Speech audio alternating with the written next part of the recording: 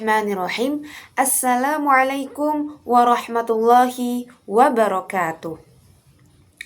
Pernahkah kita membayangkan bagaimana sebuah peperangan yang berlangsung selama hampir 200 tahun dapat mengubah jalannya sejarah dunia? Perang tersebut bukan hanya melibatkan perebutan wilayah, tetapi juga membawa pengaruh besar terhadap perkembangan politik, ekonomi, budaya, bahkan ilmu pengetahuan. Nah, peristiwa itulah yang dikenal sebagai Perang Salib. Halo semuanya, perkenalkan nama saya Reza Nurajiza dengan NIM 24810100158. Saya dari kelas Pendidikan Agama Islam 4C. Pada video ini saya untuk memenuhi tugas mata kuliah Sejarah Peradaban Islam Klasik yang dimana dosen pengampunya yaitu Ibu Yoyoh Badriah MAG. Mari kita simak bersama pembahasan pertama, yaitu pengertian Perang Salib.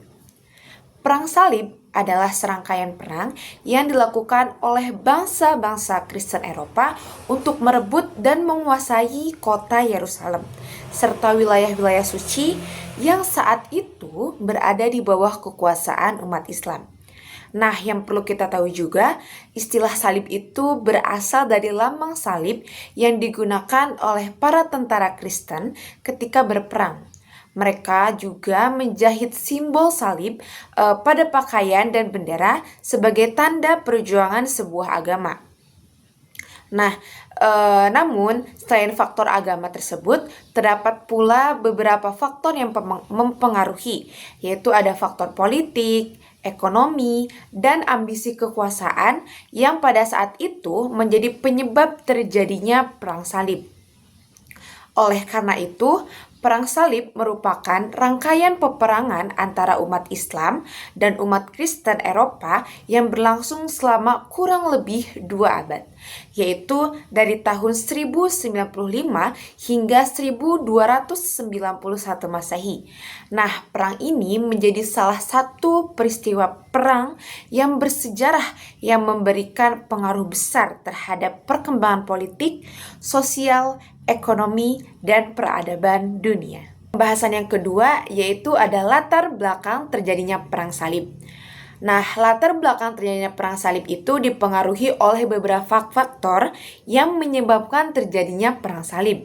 Yang pertama itu ada faktor keagamaan, yang dimana kota Yerusalem itu dianggap sebagai kota suci oleh umat Islam, Kristen, dan Yahudi. Pada saat itu juga bangsa Eropa Kristen ingin menguasai kembali kota tersebut. Faktor yang kedua yaitu ada faktor politik, yang dimana kekaisaran Bizantium itu terdesak oleh kekuasaan Turkis Seljuk yang meminta bantuan kepada Paus di Roma untuk menghadapi ancaman tersebut. Yang ketiga yaitu ada faktor ekonomi, yang dimana pada saat itu para bangsawan dan para pedagang Eropa itu ingin mempengaruhi wilayah baru, terus kekayaan, serta menguasai beberapa jalur perdagangan penting di kawasan Timur Tengah. Yang keempat yaitu ada faktor sosial, yang dimana banyak masyarakat Eropa pada saat itu hidup dalam kondisi sulit, sehingga perang ini dianggap sebagai kesempatan untuk memperoleh kehidupan yang lebih baik. Oleh karena itu, pada tahun 1095 Masehi, Paus Urbanus II itu menyerukan perang untuk merebut kota Yerusalem.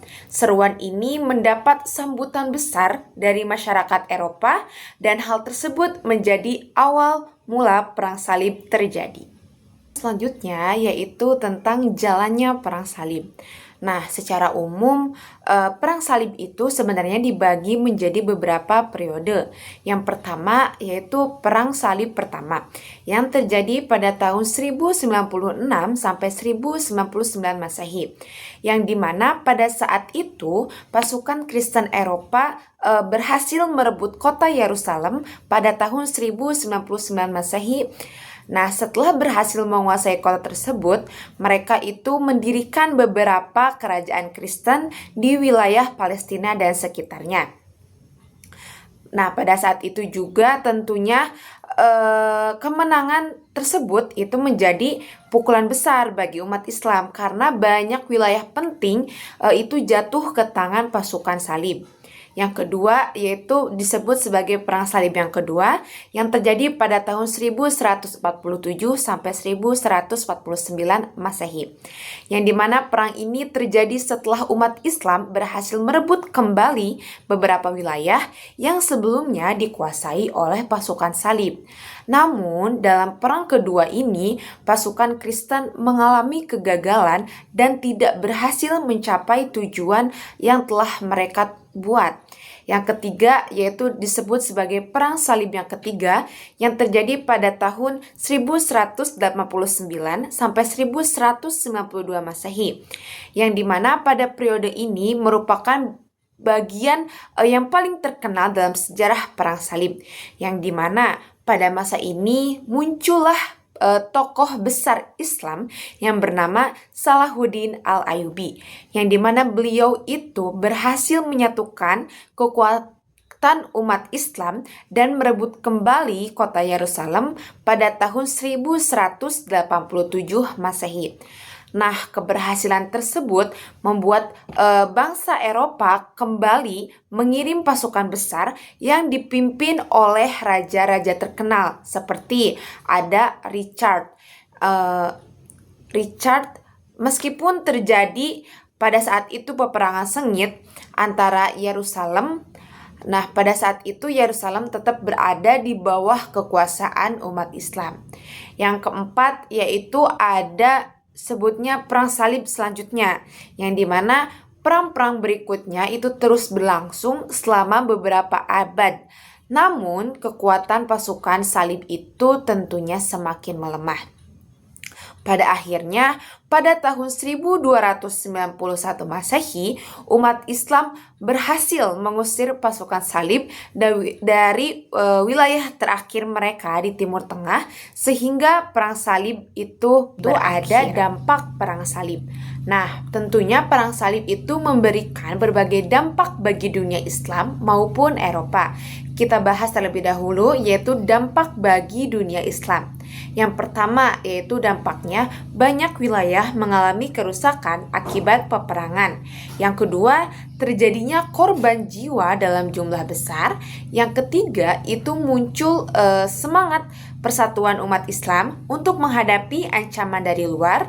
Dan yang keempat, lahir tokoh-tokoh besar seperti yang tadi telah dijelaskan, yaitu ada Salahuddin Al-Ayyubi yang dimana beliau itu menjadi simbol kepemimpinan, keberanian, dan toleransi. Nah, ini yang selanjutnya itu ada dampak bagi Eropa. Yang pertama yaitu bangsa Eropa mengenal ilmu pengetahuan Islam itu lebih banyak dan lebih maju. Yang kedua, perdagangan antara timur dan barat itu semakin naik atau berkembang. Yang ketiga yaitu kemajuan dalam bidang pendidikan, terus sains, kedokteran, matematika, dan filsafat itu mulai menyebar ke wilayah Eropa. Dan yang keempat, yaitu perkembangan tersebut menjadi salah satu faktor yang mendorong lahirnya masa Renaissance di Eropa.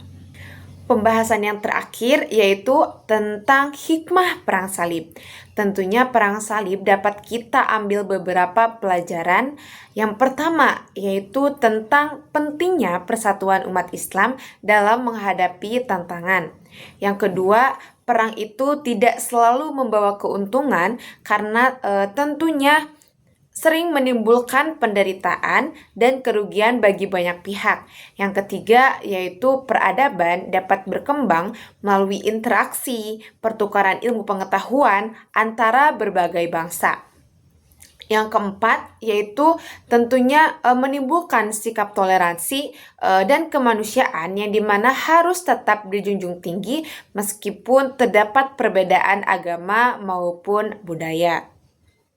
Nah, oleh karena itu, Perang Salib itu merupakan rangkaian Peperangan antara umat Kristen Eropa dan umat Islam yang berlangsung dari tahun 1095 hingga 1291 Masehi. Dan perang ini dipengaruhi oleh beberapa faktor, yaitu agama, politik, ekonomi, dan sosial. Meskipun menimbulkan banyak kerugian, Perang Salib juga membawa dampak penting bagi perkembangan peradaban dunia, terutama dalam pertukaran ilmu pengetahuan antara Timur dan Barat. Demikianlah pemaparan mengenai Perang Salib. Semoga dapat menambah wawasan kita tentang sejarah peradaban Islam klasik. Cukup sekian yang dapat saya sampaikan. Kurang dan kurangnya mohon maaf. Billahi taufiq wal hidayah walillah wal inayah. Wassalamualaikum warahmatullahi wabarakatuh.